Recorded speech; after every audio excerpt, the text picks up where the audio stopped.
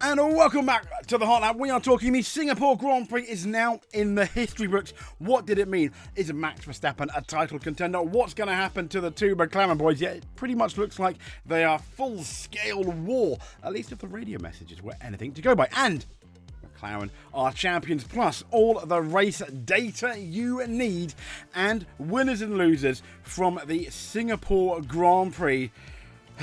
Let's go.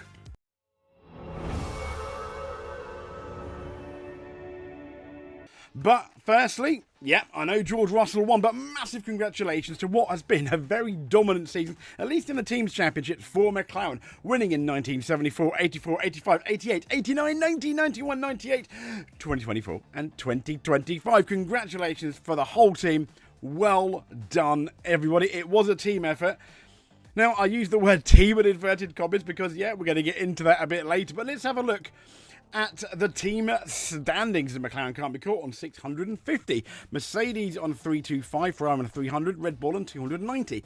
So second, third and fourth, very much all to play for. Williams on 102. I think they're going to stay there unless someone gets an amazing result in the next set of races. We've got Racing Bulls in 6th on 72, Aston Martin on 66 in 7th, Kick Sauber in 8th on 55, 9th is Haas on 46th. And last, I would say but no means least, but they're not doing a particularly good job this year, is Alpine. But congratulations, George Russell, the pole man. He got away really well in what was, let's be fair, it wasn't quite wet, but moist.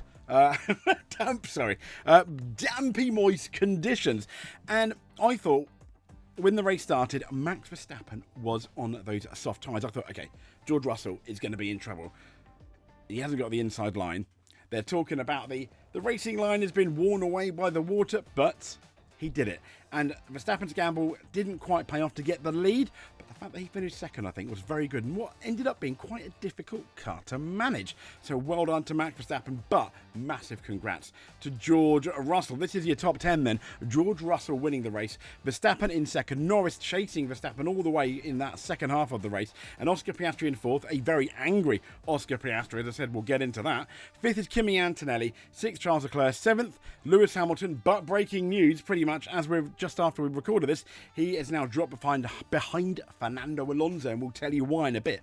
And, well, 9th, Ollie Behrman, and 10th, Carlos Sainz. Yeah, the guy that started near the back finished 10th in a Williams. They say never give up, never surrender. Carlos Sainz was the epitome of that this race. Now, if you want to look back from 11th to 20th, we've got Isaac Hadjar, 11th. He did a good job, though, I think. Yuki Tsunoda in 12th. Lance Stroll, they basically didn't really bother pitting right to the end. 13th. Then 14th, Alexander Albon. Then 15th down to 20th. Liam Lawson, Franco Colapinto, Gabriel Bortoleto, Esteban Ocon, Pierre Gasly. And last but no means least, Nico Hülkenberg. Yeah, damn it. He got a bit of a damaged car, didn't he? Poor old Nico. So this is the driver standings and coming out of the Singapore Grand Prix. Norris closes up to a tiny bit to Oscar Piastri. Oscar Piastri still leading by 336. Lando Norris on 314. And then Max Verstappen on 273. Could still win the title. Then we go back to George Russell, unlikely to, obviously, but fourth, and a very good fourth, I think, on 237. Leclerc and Hamilton, 173 and 125 respectively. They're fifth and sixth. Then a fair bit further back, sadly, Kimi Antonelli on 88, but he had a good race. Alex Albon in 8th on 70 points. Isaac Hadjar in 9th on 39. Last but no means least, Hülkenberg in that top 10 slot on 37, which is not bad at all, isn't it? So let's talk about Ferrari and what happened. Well, Lewis Hamilton was given a 5-second time penalty, falling from 7th to 8th in that finishing order. He was found guilty of leaving the track without a justifiable reason multiple times. But he was managing a brake issue, so is it a bit unfair? Well, let's look at what the steward said. So it says here, car 44, as in Lewis Hamilton, leaving the track without a justifiable reason multiple times, and that's a breach apparently of Article 33. He got given a 5-second penalty. He lapsed to his race time, which did affect him because he finished behind Alonso. Alonso very angry as he crossed the line, thinking, oh no, he's got no brakes, it's so dangerous. But Alonso milking it, as every other driver does. But Alonso's particularly good at doing that. Now, the stewards heard from team reps. It says here, and the driver reviewed, obviously, all the marshalling, the team radio, all the data, etc. And during the hearing, the driver confirmed, Hamilton, that he did indeed leave the track several times. It's a bit hard to really deny that when you've got onboard video, CCTV, TV cameras, etc. That being said, and after further investigation and in accordance with they've got like a list of exceptions apparently for leaving the track, foreseen in the driving standards, the stewards considered that this was not a justifiable reason and apply the usual penalty for such an infringement. This was not contested by the team representative nor the driver. I mean, fair enough. And competitors are reminded to blah, blah, blah, blah, blah, blah. But yeah, I think you could make an argument that was his car in a dangerous way. You know, for the last couple of laps should he have come in.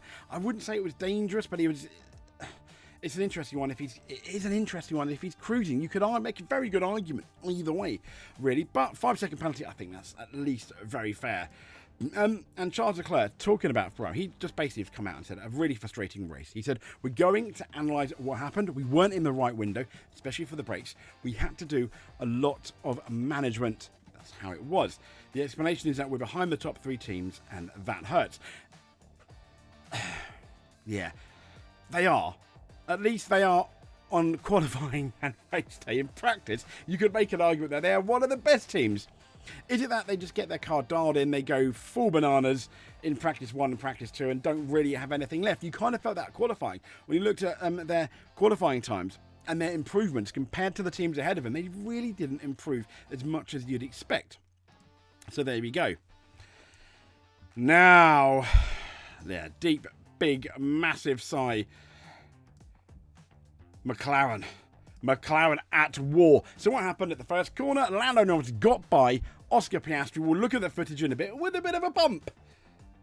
And Oscar Piastri was not particularly happy. And the Papaya Racing rules has changed, at least according to ESPN 1. And I mean, Piastri has come out there and said, so we are cool with Lando just barging me out the way, or what's the go there? We're looking at it. Let me get back to you, they said. And he went, yeah, I mean, that wasn't very team-like for sure. They did hit each other. Let's be fair. They very much did. And I've got... Let's have a look at the footage, shall we? This is from the top. This is from the top here. So we're cool that Lando just barged me out the way. Yeah, Lando did hit him. I mean, absolute stone bonker. Lando did hit him. But there is a reason why. And I think it might be slightly unfair to completely blame Lando. Here's the footage here. Here's Lando Norris. I mean, he's pretty much off... Not well, half off the track. Still legal. He's still partly on the track. Going forward. And then... At this point, he's right alongside. He's right alongside Oscar, dear old Oscar. And again, he's alongside dear old Oscar. And now, I mean, Oscar, he wants to go around the outside. As you can see, Max Verstappen is there. Lando Norris is catching Max Verstappen in the braking zone in a pretty harsh race of knots. And he turns. And Max Verstappen is now very slow. He realises, oh my gosh, I might hit Max Verstappen. I might lose a bit of my front wing. But here he goes. And then Oscar there. Now the issue, what I would like to note is Oscar, this is roughly about the same bit. Oscar has all that space there. I know Lando does as well, eventually, but he's got all that space there. And then Lando, naturally, he's just going out. Oscar's still turning. He sees it. Oscar, to be fair, he could let him have a bit of space, but he chooses not to in this moment. Now you're making split-second decisions. So it's so easy now, to criticise the next day in hindsight. As we know, hindsight is 2020. I know that's a bit, cheesy. And then they bump. And I tell you what, it is quite a severe bump. Bang. And I completely understand why Oscar Piastri at that point is really, really, really cross. He's like, wow, that's not good at all. This is now the start again. And as you can see here, Lando now is Lando here is alongside Oscar Piastri. No, sorry, that's Oscar Piastri. There's Lando, and he's coming in. They're side by side, and Lando now. Look, he's alongside Oscar. He needs the room, but this is where obviously it gets interesting. And when you look at this version, it doesn't look so bad. There you go. Now, he's right next to Max. He's really stuck. He's been pinched. He has nowhere to go. And yeah, they just end up coming to. I don't think it's as bad as people think. It is one of those things. It is kind of like a racing. It is pretty much a racing incident. But there we go. And Oscar's come out and said if he has to avoid another car by crashing into his teammate, then that's a pretty bleep job of avoiding. Once Oscar sees the whole thing, I understand he's angry, and I don't think he'll be as annoyed because it wasn't a deliberate thing. But here's that, and it shows you why Oscar is so angry. Oscar Piastri appeared to cut team boss Zach Brown off mid-sentence, right as he was congratulating McLaren on what was back-to-back Constructors' Championships. Zach Brown, Oscar, back-to-back champions. Good race, tough race, thank you. Radio then disconnects, apparently. Allegedly. So, and this was the team celebrations, and someone's put that Oscar didn't join the Constructors' podium. Now, there's been some suggestion that maybe he is there somewhere. Also, maybe he was in the media pen, but I thought this was really weird. Surely they wouldn't have started it without Oscar Piastri, but I can't quite, you can't see him here. Maybe he was, who knows? Who knows? I mean, maybe we're making a mountain out of a molehill. If he wasn't there, I'm sure there's a very good reason. I don't think he'd be as unprofessional as not be there. Maybe he was there, no one saw him. I'm sure there's many reasons, but this is doing the rounds on the media. This is doing the rounds on social media. And Jenson Button had something what I thought was quite interesting to say about Oscar Piastri. He said, it's racing, he's side by side, he had a little tap into the back of the Red Bull of Max, and he's got a bit of oversteer, which is quite unusual. I think it just shows how low the grip was. He didn't purposely try to push him in the wall. It's not like he drove him into the wall. It's not like he drove all the way to the wall, hoping that Oscar would hit the wall and disappear. It was halfway through the corner. He had a snap of oversteer. If I was Oscar, I'd be like, my teammate got the better of me there, and that's it. But it seemed to annoy Oscar all the way through. There were radio calls up until like 7 and 8, where I get it. He made his point, and then he was just moaning. I mean, this is the Iceman. And the last 2 races, he's been the melty man rather than the Iceman. If you look at Oscar Piastri, he yeeted it into the wall in Baku qualifying. He yeeted it into the wall in Baku, the race. And now here, he did a good job of out-qualifying Lando in what I thought was maybe a slower car, because Lando seemed to have it more put together at Singapore until the classic qualifying. We had Choke Norris almost come out. Oscar Piastri out-qualified him, but he got done at the start by Lando Norris. And yeah, the bang would have really annoyed. I get it, but he just wouldn't be quiet about it. He was like throwing every toy he had in the cockpit out. And that's really unlike Oscar. That's the opposite of Oscar Piastri. Maybe it shows the pressure does get, is now getting to him in the championship. Maybe he feels that McLaren, because of everything that's happened in Italy, etc., are not really behind him. Hence that radio disconnect. Only, if I'm really honest, only time will tell, and this is it here. And that's the moment. So we are cool with the Lando just barging me out of the way. Or what's the go there? Yeah, at the time, I get it. But he made it like a massive thing. He just wouldn't stop talking about it, would he? Sadly. But there we go. So let's now talk F1 data and talk about Singapore, because a new record for the first time in history, the Singapore Grand Prix did not have any retirements. Wow. Wowzers. Bearing in mind, we're crashing in practice, crashing a bit in qualifying, yet, crashing in the pit lane even in qualifying, yet no retirements. I mean, that is pretty mega, isn't it? That is mega at all. Now, when we look at the race pace, where this is F1 telemetry data, I've got when we look at the race pace, which is a bit easier to look at here, the average is McLaren were the fastest car, and I kind of felt Lando had the fastest car. He was just held up on a track where, let's be fair, it's very difficult to overtake, and it was ultimately, let's be honest, quite a boring race. After the excitement of lap 1, not that much happened at the front, a bit happened at the back. Carlos Sainz came from nowhere to get in the points, which is amazing.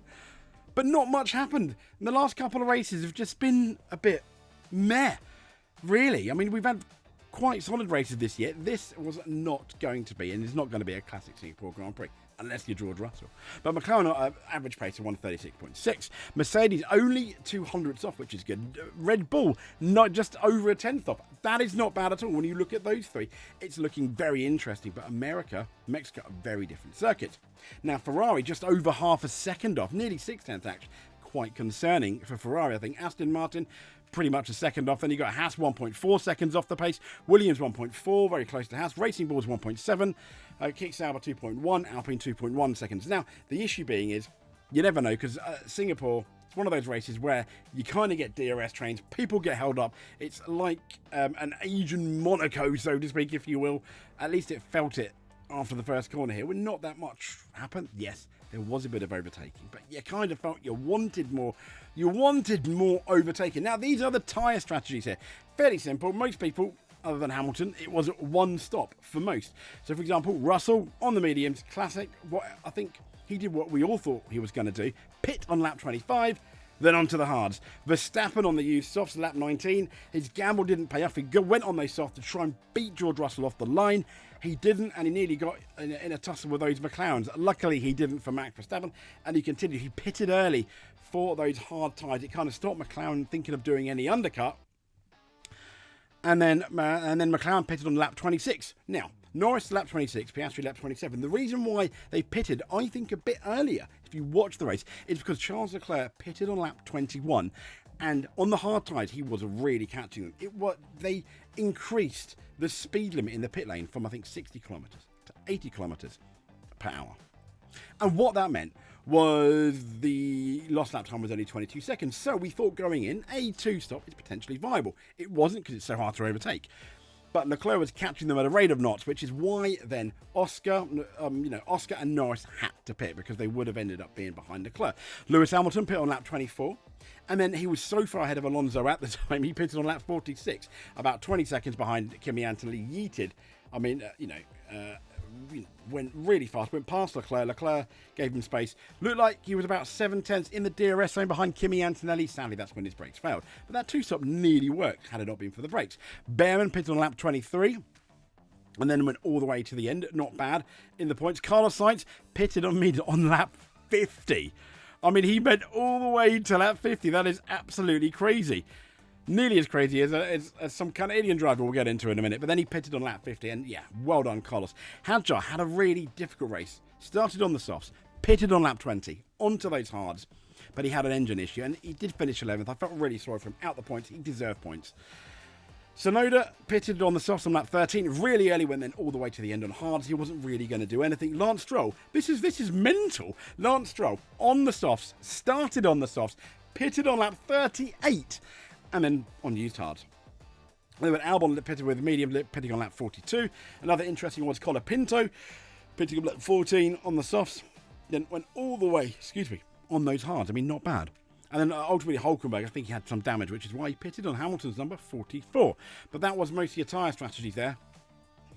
Average gap to Russell then in terms of rate of race. We looked at that. I mean, when you look at it, yeah, McLaren were faster overall in terms of all the lap times that they can do. But the average gap was, Piastri was the closest. Norris did have that broken front wing to contend with, which would have had an effect. And Antonelli was about half a second off Russell, which would really, really upset them. And then obviously Leclerc 7/10, Hamilton 1 second. That's just really bad, isn't it? Then Alonso 1 second as well down. But yeah, I mean the whole thing does not make very good reading for Ferrari, is it? This is obviously the standings. Russell led most of the way until the pit stops, when that's where I think Piastri led, who ultimately finished fourth when he pitted. Russell, I mean, Verstappen was holding up Lando Norris quite a lot, and Russell was able to get like an 8-9 second lead in the end, although, on the hards, and when he came out, it wasn't as easy for him to get that gap. Verstappen was closing. Verstappen seemed happier on the hards, but because that buffer that Russell made, he was relaxed and he was able to judge that buffer. He did say towards the end of the tyres, were a bit toward the end of each stint, the tyres weren't particularly great, but yeah, Russell didn't do too bad there. These are the reaction times, I believe, to the start, as in 0 to 100 and 0 to 200, and the best reaction time was Lance Stroll. We know he's actually really good at the starts, doesn't we? Both McLaren 3 and 3.1. It was at Max Verstappen. Let's see, he was 3.1, Russell 2.9. That's the thing, I think, that sealed the deal for Russell. And 5.5 seconds was Russell up to 200 kilometers per hour, where Verstappen was equally then 5.5, but the damage was done. It was Lando Norris, so 3.1 seconds to Piastri 3. So Piastri had a slightly better start, but it was 5.4. He got to the 200 mark, 1/10 behind, quicker, or 2/10, quicker than Piastri, and then it was into that braking zone, which was quite interesting. So that was a reaction time to the starts. This is now pit times, and the average pit time, Mercedes on 23, Sauber on 29.6. I know, McLaren had another mare, didn't they? It was nearly another Italy, wasn't it? If you remember, they asked Lando, do you want Oscar to pit first? Because, he's under threat from Leclerc, otherwise we're going to have to pit you this lap. Lando was like, no, pit me first. which they did, and then obviously kept his time. Then the irony being that second pit stop, it was Oscar Piastri that had the dodgy tyre. Then we had like, I think, a 4.5 or nearly, a roundabout second pit stop. It was like, oh my gosh. Luckily, he had enough time to get out ahead of Leclerc. Which was kind of a relief, really, isn't it? Now, let's look at top speeds, because this is one where McLaren was struggling with in both practice and qualifying, and it kind of shows here. 3:14 for Norris, 3:12 for Piastri. Norris was constantly in at times in Verstappen's DRS. Piastri really wasn't, so maybe, equate. It was more on the DRS. That's why, I don't know. But still, it's quite slow. But then, to be fair, Russell on the 311. It was Albon on 323 that was the fastest. Both the Ferraris on the 317 and 319 not doing too bad. The fastest of those top-ish runners, let's say. Bearing in mind they were over half a second to a second off, though, in terms of lap time. And we had Antonelli on 316. Verstappen, he was on 308. That was really slow. Is that because he never really... I mean, he had DRS a couple of times with the back markers, but in terms of fighting Russell, he never really had it. That's really, really quite interesting, isn't it? So, there we go. That's pretty much our data for the Singapore Grand Prix. Let's now get into our winners and losers. So, welcome to the winners and losers segment of the Singapore Grand Prix. Who crumbled and who tumbled? Well, that's both, tumbled to victory inside it. I mean, it's almost split in half. And once again, I mean, Gasly, not particularly great if I'm honest, but he is, let's be fair, Pierre Gasly, he is in the Alpine, which, yeah, he finished 19th. He is in the Alpine, which, let's be fair, is not really doing that much anymore these days, sadly. And then let's look about another one for Esteban, knocking a lap down in 18th, where your teammate ended up getting points. Ollie Behrman, 9th. I just had to check that. Sorry for the pause. But yeah, where he finished at 18th. The qualifying is what really, really made it bad. But still. Lance Stroll, I've got here. Yeah, I mean, he finished quite high up in the end. 13th. It was down to that really, really good strategy. He was moaning. It's Lance Stroll, isn't it? I mean, yeah. What are you going to do? Bortoletto. Now, Gabriel Bortoletto, yeah, he actually beat Hulkenberg this time. But both him and Hulkenberg... kind of like nowhere really, if I'm honest. Kind of like by the by, because it's Hulkenberg who's actually next, and not particularly great from either of them. Maybe this wasn't a circuit that suited them, because we're quite often now used to at least one of those kick Saubers looking like they're going to get in the points. Sadly, it never really happened. Next up, we've got Mr. Colapinto. He finished 16th. He beat his teammate Gasly, which is the absolute minimum, and he absolutely needs to beat his teammate Gasly, if I'm honest, if he's going to save his seat at Alpine. Next up, we've got Sonoda. I mean, these are all by the by now. You could like mix and match them, but these are all slightly negative. He didn't have an amazing race. He got up to 12th, I guess.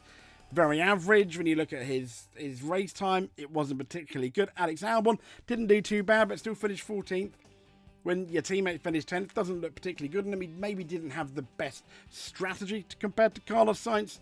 But there we go. And again, Liam Lawson, where did he finish? 15th. Again, very, very average for Liam Lawson. Now, here comes the more controversial one on the loser side before we get into the winners. And it's this guy here.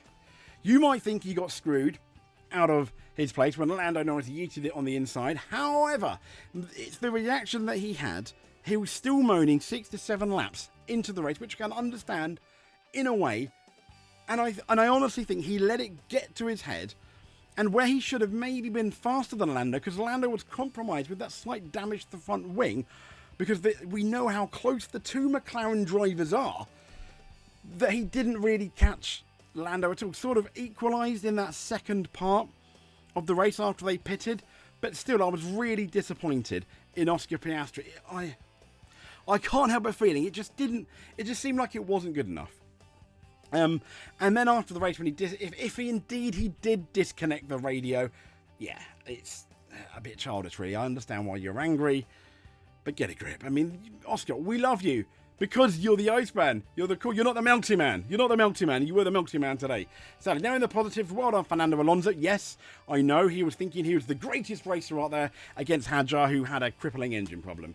So you probably weren't Fernando, but we all enjoyed it. We all enjoyed it. I think when he finds out that Hadjar had an engine problem, maybe, but it was really entertaining. And I think it said more about Hadjar, that fight, than it did Alonso, I think. So next up, we've got Charles Leclerc and Lewis Hamilton. We're basically putting them kind of like together. Hamilton's next. Both Ferrari drivers.